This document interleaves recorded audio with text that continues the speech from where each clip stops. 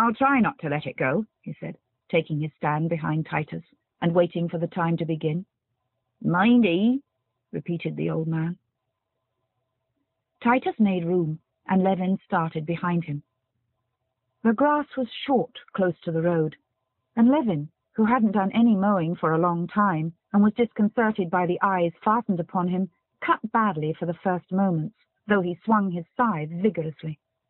Behind him he heard voices. It's not set right. Handle's too high. See how he has to stoop to it, said one. Press more on the heel, said another. Never mind, he'll get on all right, the old man resumed. Look, he's made a start. You swing it too wide and you'll tire yourself out.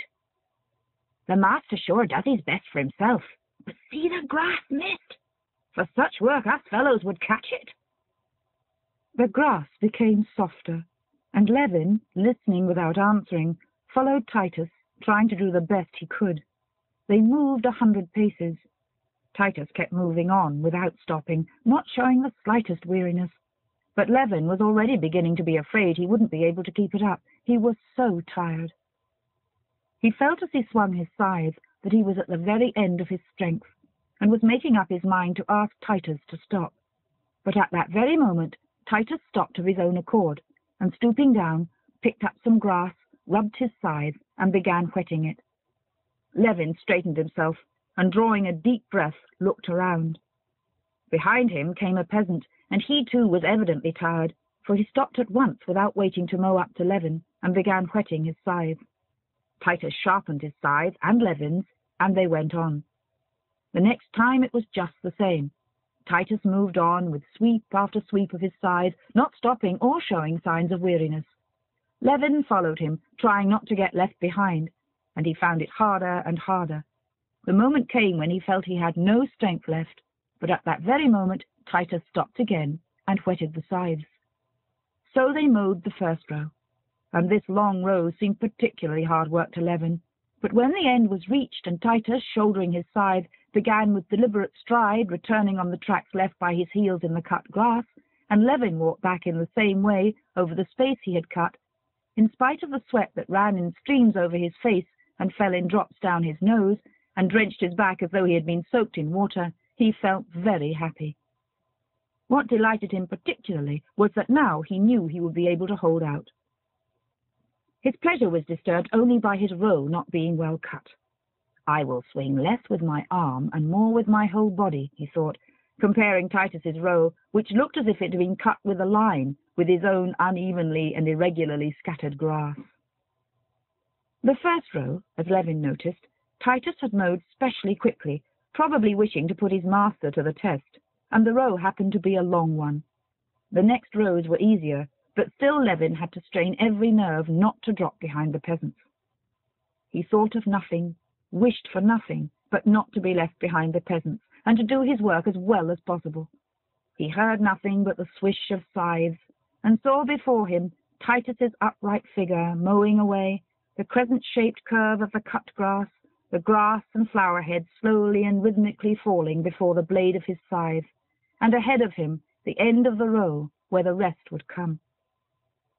Suddenly, in the midst of his toil, without understanding what it was or whence it came, he felt a pleasant sensation of chill on his hot, moist shoulders.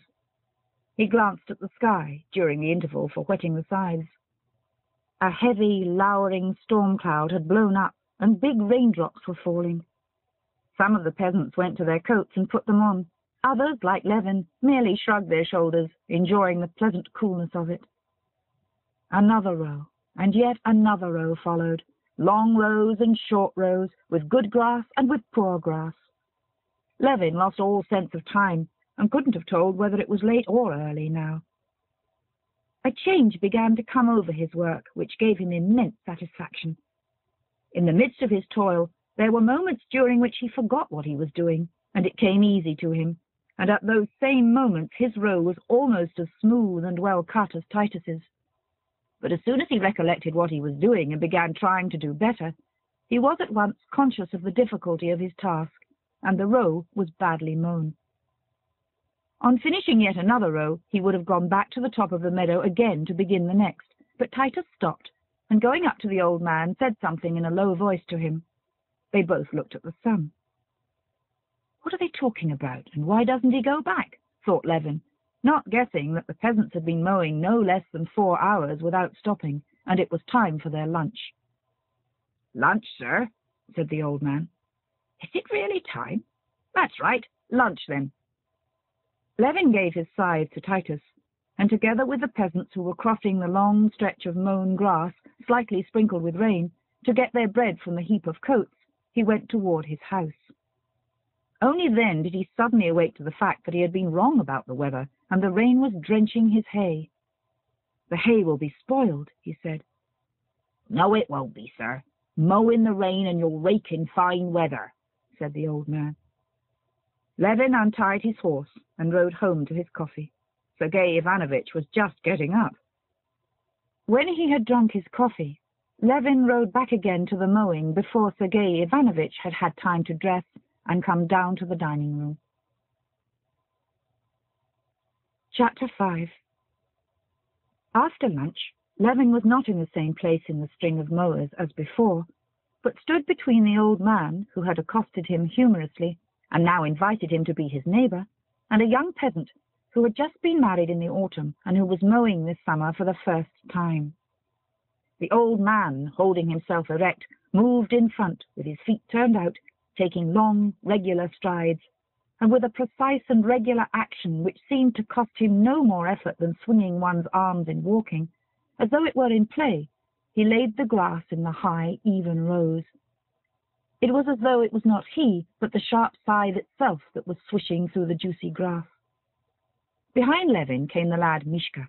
His pleasant boyish face, with a twist of fresh grass bound around his hair, was contorted with effort, but whenever anyone looked at him, he smiled. He would clearly have died sooner than admit it was hard work for him. Levin kept between them. In the very heat of the day, the mowing didn't seem such hard work to him. The perspiration with which he was drenched cooled him, while the sun that burned his back, his head, and his arms bare to the elbow gave vigor and increased his perseverance to his labor. And more often now came those moments of unconsciousness when it was possible not to think of what one was doing. The scythe cut by itself. These were happy moments. Still more delightful were the moments when they reached the stream where the rows ended, and the old man rubbed his scythe with the wet, thick grass, rinsed its blade in the fresh water of the stream, ladled out a little in a tin dipper, and offered Levin a drink. "What do you say to kvass, eh? Good, eh?" said he, winking.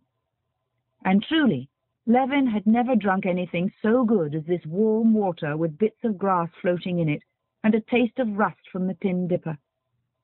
And immediately after this came the delicious slow saunter, with his hand on the scythe, during which he could wipe away the streaming sweat, take deep breaths of air, and look about at the long string of mowers and at what was happening all around in the forest and the country.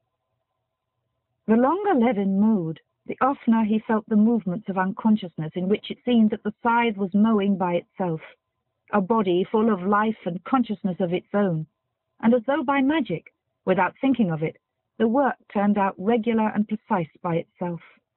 These were the most blissful moments. It was hard work only when he had to break off the motion which had become unconscious, and think, when he had to mow around a mound or a tuft of sorrel. The old man did this easily. When a mound came, he changed his action, and at one time with the heel, and at another with the tip of his scythe, he clipped the mound around both sides with short strokes. And while he did this, he kept looking about and watching what came into his view. At one moment he picked up a wild berry and ate it, or offered it to Levin. Then he flung away a twig with the blade of the scythe. Then he looked at a quail's nest, from which the bird flew just under the scythe, or caught a snake that crossed his path, and lifting it on the scythe as though on a fork, showed it to Levin and threw it away.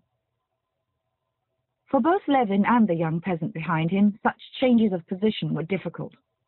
Both of them, repeating over and over again the same strained movement, were in a perfect frenzy of toil, and were incapable of shifting their position and at the same time watching what was before them. Levin didn't notice how time was passing. If he'd been asked how long he'd been working, He would have said half an hour, and it was getting to be dinner time. As they were walking back over the cut grass, the old man called Levin's attention to the little girls and boys who were coming from different directions, hardly visible through the long grass, and along the road toward the mowers, carrying sacks of bread, dragging their little hands down, and pitchers of kvass stoppered with rags.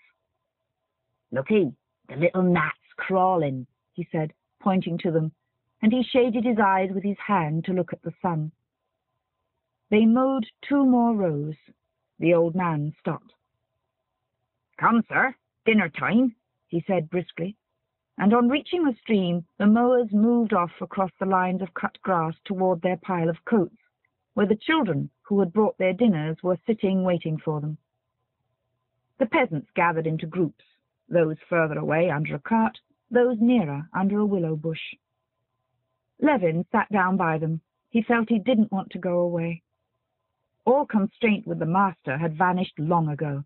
The peasants got ready for dinner. Some washed. The young boys bathed in the stream. Others made a place comfortable for a rest, untied their sacks of bread, and unstoppered the pitchers of kvass. The old man crumbled up some bread in a cup, stirred it with the handle of a spoon, poured water on it from the dipper, broke up some more bread, and having seasoned it with salt, turned to the east to say his prayer. "Come, master, taste my grub," said he, kneeling down before the cup. The food was so good that Levin gave up the idea of going home.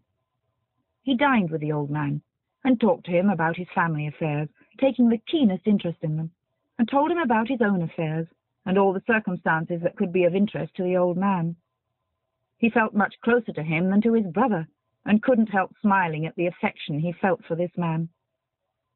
When the old man got up again, said his prayer, and lay down under a bush, putting some grass under his head for a pillow, Levin did the same, and in spite of the clinging flies that were so persistent in the sunshine, and the gnats that tickled his sweating face and body, he fell asleep at once, and waked only when the sun had passed to the other side of the bush and reached him. The old man had been awake a long while, and was sitting up, whetting the sides of the younger boys. Levin looked about him and hardly recognized the place. Everything was so changed. The immense stretch of meadow had been mown, and was sparkling with a peculiar fresh brilliance, with its lines of already sweet-smelling grass in the slanting rays of the evening sun. And the bushes about the river had been cut down, and the river itself, not visible before, now gleaming like steel in its bends, and the moving, ascending peasants, and the sharp wall of grass of the unmown part of the meadow, and the hawks hovering over the stripped meadow, all was perfectly new. Raising himself, Levin began considering how much had been cut and how much more could still be done that day. The 42 men had done a considerable amount. They had cut the whole of the big meadow, which had, in the years of serf labor, taken 30 scythes 2 days to mow. Only the corners remained to be done where the rows were short. But Levin felt a longing to get as much mowing done that day as possible, and was vexed with the sun sinking so quickly in the sky. He felt no weariness. All he wanted was to get his work done more and more quickly, and as much done as possible. "Could we cut Mashkin Upland too? What do you think?" he said to the old man. "As God wills. The sun's not high. A little vodka for the boys." At the afternoon rest, when they were sitting down again, and those who smoked had lighted their pipes, the old man told the men, "Mashkin Upland's to be cut. There'll be some vodka. Why not cut it? Come on, Titus, we'll do it quickly. You can eat at night. Come on," cried voices, and finishing their bread, the mowers went back to work. "Come, boys, keep it up," said Titus, and ran on ahead almost at a trot. Go on," said the old man, hurrying after him and easily overtaking him. "I'll mow you down. Look out." And young and old mowed away as though they were racing with one another. But however quickly they worked, they didn't spoil the grass, and the rows were laid just as neatly and exactly. The little piece left uncut in the corner was mown in 5 minutes. The last of the mowers were just ending their rows, while the foremost snatched up their coats and slung them over their shoulders and crossed the road toward Mashkin Upland. The sun was already sinking into the trees when they went, with their tin boxes rattling, into the wooded ravine of Mashkin Upland.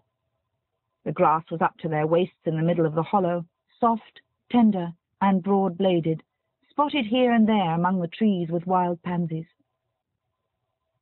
After a brief consultation, whether to take the rows lengthwise or diagonally, Prokhor Yermilin, also a renowned mower, a huge black-haired peasant, went on ahead. He went up to the top, turned back again, and started mowing, and they all proceeded to form in line behind him, going downhill through the hollow and uphill right up to the edge of the forest.